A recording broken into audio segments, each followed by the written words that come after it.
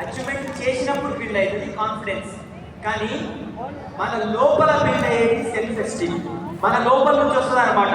Yes నేను చేయగలుగుతా, ఏదన్నా 100% నేను చేయగలుగుతా, రైట్? సో మరి సెల్ఫ్ ఎస్టీమ్ అనేది చాలా అంటే చాలా హై ఉండాలి.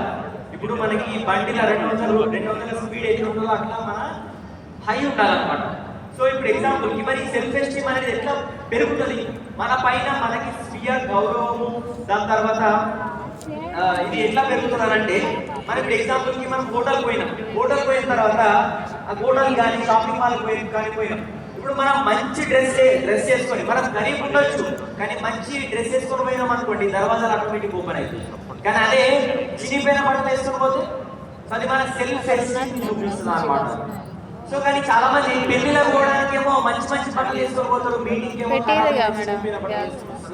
నాకు చాలా బాధ ఉంటుంది అన్నాడు. సో మరి డ్రెస్సింగ్ మనం అప్డేట్ కావడం అనేది మన లోపల ఉన్న సెల్ఫ్ ఎస్టీమ్ ని పెంచుతుంది, మన లోపల స్వీయ గౌరవాన్ని పెంచుతుంది అని చెప్తున్నారు. సో ఈ ఏమైతుంది అంటే సెల్ఫ్ కాన్ఫిడెన్స్ ని, సెల్ఫ్ ఎస్టీమ్ ని మనం మంచి బట్టలు, దుస్తులు మంచి ధరించడం వల్ల మనకు పెంచుతుంది అనమాట. మనకి ఎక్కువ ఎనర్జీ ఇస్తుంది సెల్ఫ్ ఎస్టీమ్.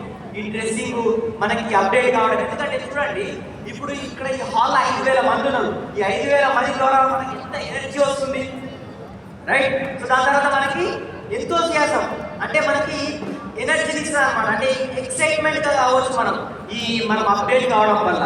బ్రెయిన్ ఫుడ్, ఇప్పుడు ఇది ఏదైతే ఉందో మనము ఈ 3 రోజులు తీసుకునేది ఏంటంటే బ్రెయిన్ ఫుడ్ అనమాట. ఇప్పుడు మనకు అన్నిటికన్నా ఇంపార్టెంట్ ఆర్గన్ ఏంటంటే ఈ బ్రెయిన్. సో ఈ బ్రెయిన్ లో చాలా సెల్స్ ఉంటాయి అనమాట. సో దీనిలో ఒక ఫార్ములా ఉంటుంది, గార్బేజ్ ఉంటుంది. అంటే మనం ఏది తీస్తామో అదే బయటకు వస్తుంది అని చెప్తున్నాడు. మీరు సిఈపి వినాలి, ఆఫర్ కూడా నడుస్తున్నది ఇక్కడ ఆల్రెడీ. సో ఆఫర్ ద్వారా మీరు సిఈపిని మీరు ఎప్పుడైతే తీసుకుంటారో దానివల్ల ఏమైతుందంటే మీకు ఈ మంచి ఫుడ్ అనేది మీరు చేయగలుగుతారు, మంచి ఫుడ్ మీ బ్రెయిన్ చేయగలుగుతారు అని చెప్తున్నారు. Okay, and next start to suggestion, self-talk.